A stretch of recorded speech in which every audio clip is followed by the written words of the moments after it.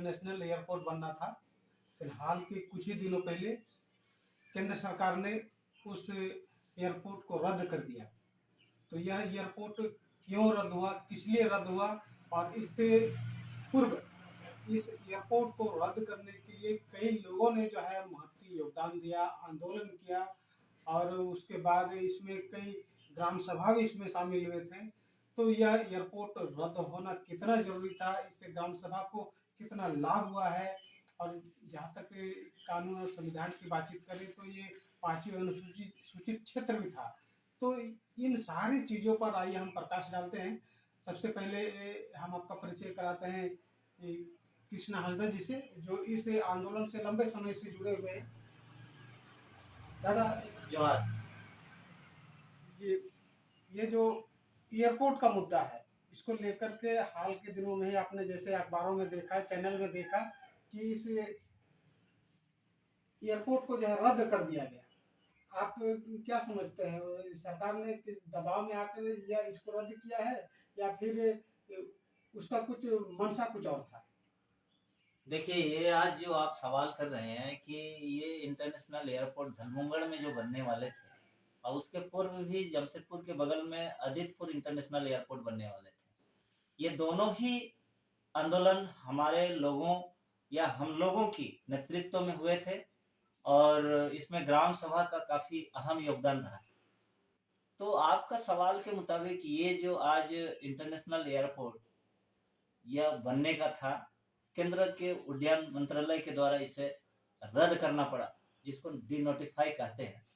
तो अभी तक ऐसा आदिवासी का कोई भी आंदोलन में बहुत ही कम उस आंदोलन को डिनोटिफाई किया गया है। तो आज यह जो डिनोटिफाई हुआ है उसका कारण ये आज कुछ भी बताया मीडिया के सामने, लेकिन सच्चाई ये है कि ग्राम सभा ने विशुद्ध रूप से गैर राजनीतिक मंच से ग्राम सभा स्वशासन बैनर तले माझी और परगनाओं के नेतृत्व में यह आंदोलन जो चलाया, ये काफी ऐतिहासिक था। और इस ऐतिहासिक का ये एक कारण है कि यह 5वीं अनुसूचित क्षेत्र है, और 5वीं अनुसूचित क्षेत्र में कई सारे सुप्रीम कोर्ट के आदेश हमारे पक्ष में है, जो समता जजमेंट है, पी रमिरेड्डी जजमेंट है, RM लोढ़ा जजमेंट है।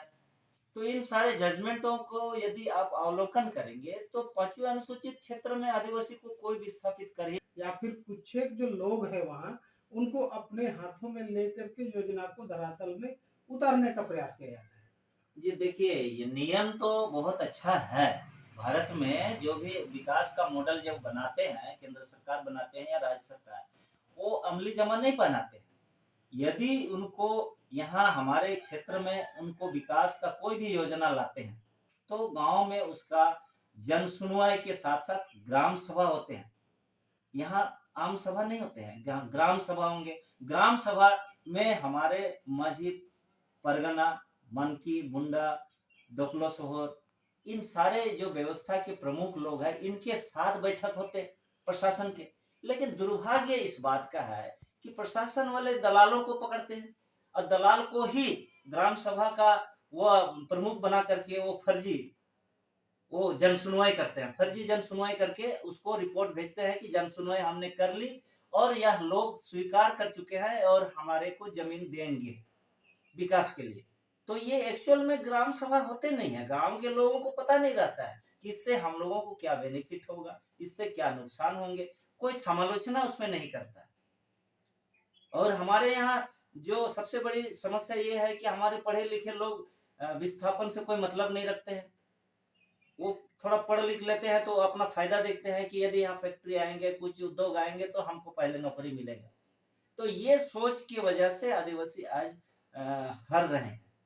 ये जो इंटरनेशनल एयरपोर्ट का जो मामला है, इसमें कहा जा रहा है कि ये ग्राम सभा की बहुत बड़ी जीत हुई है।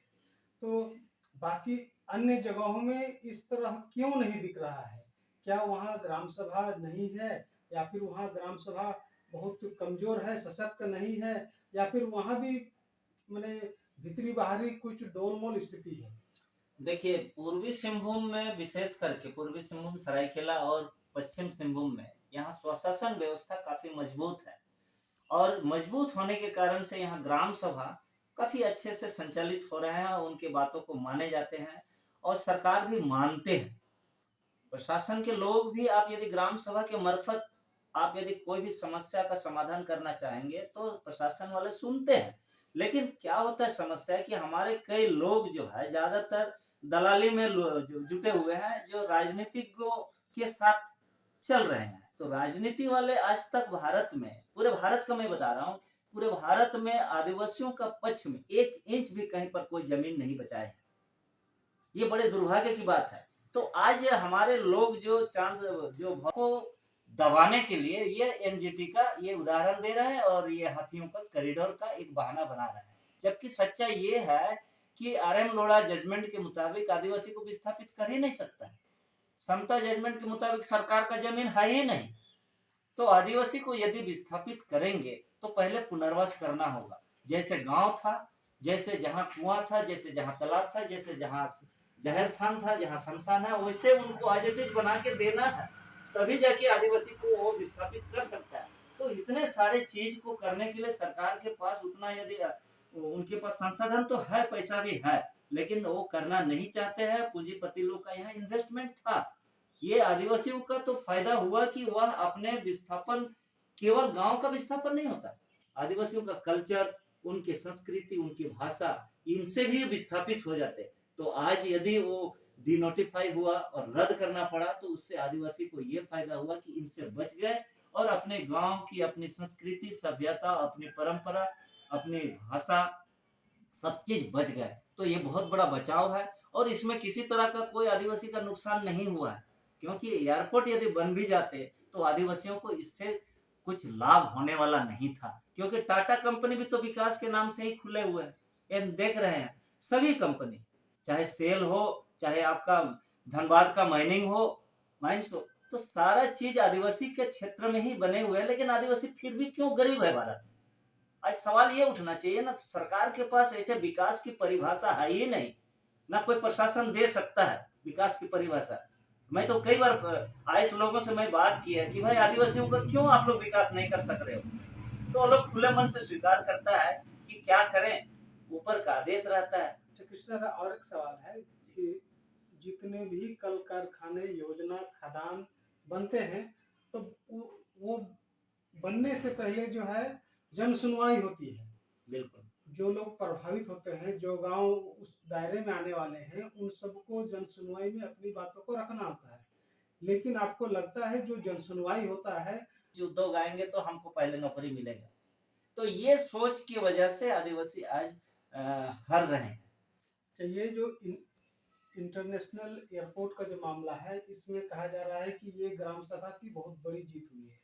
तो बाकी अन्य जगहों में इस तरह क्यों नहीं दिख रहा है? क्या वहाँ ग्राम सभा नहीं है, या फिर वहाँ ग्राम सभा बहुत कमजोर है, सशक्त नहीं है, या फिर वहाँ भी माने भीतरी बाहरी कुछ डोलमोल स्थिति है? देखिए, पूर्वी सिंहभूम में विशेष करके पूर्वी सिंहभूम, सरायकेला और पश्चिम सिंहभूम में यहाँ स्वशासन व्यवस्था काफी मजबूत है और मजबूत होने के कारण से यहाँ ग्राम सभा काफी अच्छे से संचालित हो रहे हैं, उनकी बातों को माने जाते हैं और सरकार भी मानते हैं। प्रशासन के लोग भी, आप यदि ग्राम सभा के मार्फत आप यदि कोई भी समस्या का समाधान करना चाहेंगे तो प्रशासन वाले सुनते हैं। लेकिन क्या होता है, समस्या है कि हमारे कई लोग जो है ज्यादातर दलाली में जुटे हुए हैं, जो राजनीतिज्ञों के साथ चल रहे हैं। तो राजनीति वाले आज तक भारत में, पूरे भारत का मैं बता रहा हूँ, पूरे भारत में आदिवासियों का पक्ष में 1 इंच भी कहीं पर कोई जमीन नहीं बचाए है। ये बड़े दुर्भाग्य की बात है। तो आज हमारे लोग जो चांद, जो भौतिक सुख सुविधा और जो लालची आदमी है, वो लोग राजनीति वाला पे भरोसा करता है, सोचते हैं कि वही हमारा जमीन बचाएंगे, वही हमारा ये विस्थापन से हमको बचाव करेगा। तो ऐसे बात नहीं है। तो आज तक मैं भारत में घूमता हूँ, भारत में कहीं पर भी, एक है गुजरात में आपका छोटू भाई बसावा है, जो आदिवासियों के लिए आंदोलन करते हैं और सफल हुए हैं। और दूसरा है यहाँ अपने समय में शिबू सोरेन जी किए हैं। और आज के बाद, इसके बाद महासभा, आदिवासी महासभा ने जो किया, आज कर रहा है, वो वैचारिक लड़ाई लड़ रहा है। वो कभी उनका लड़ाई दिखते नहीं है, लेकिन वैचारिक लड़ाई वो जीतते हैं। जहां भी कदम रखेंगे वहां लड़ाई जीते हैं और जीत रहा है। और इसीलिए हम लोग को आज पूर्ण विश्वास है, आज पूर्वी सिंहभूम के साथ साथ पूरे भारत में जहां भी ये स्वशासन रूढ़ी प्रथा व्यवस्था को जो मानेंगे और उस पर चलेंगे वह जीतेंगे। आपका इस बहुमूल्य विचार के लिए। तो कोई विस्थापित कर ही नहीं सकता। यदि विस्थापित किए होते तो आज सबसे पहले देशद्रोह का मुकदमा यहाँ की उपायुक्त और यहाँ के संसद चाहे जो भी विधायक यदि इस पर अमल करते तो उन लोग भागीदारी होते और जेल में जा होते। तो ये अपने बचने के लिए आज मीडिया में कह रहा है कि एनजीटी जो नेशनल ग्रीन ट्रिब्यूनल एक संस्था है उनका परमिशन नहीं था। दूसरी बात ये बहाना बना रहे हैं कि ये हाथियों का कॉरिडोर था। तीसरी बात यहाँ है कि काफी सारे सैकड़ों वर्ष से अभी सैकड़ों नहीं हजारों पेड़ कटना पड़ता जो पर्यावरण के हित में नहीं था। तो इन सारे चीजों का नुकसान को ये पूरी तरह से ये खुलासा नहीं कर रहे हैं। और ये ग्राम सभा के जो एक आंदोलन है जो एक संवैधानिक इकाई है उस इकाई को दबाने के लिए ये एनजीटी का ये उदाहरण दे रहे हैं और ये हाथियों का कॉरिडोर का एक बहाना बना रहे हैं। जबकि सच्चाई ये है कि आरएम लोढ़ा जजमेंट के मुताबिक आदिवासी को विस्थापित कर ही नहीं सकता है। समता जजमेंट के मुताबिक सरकार का जमीन है ही नहीं।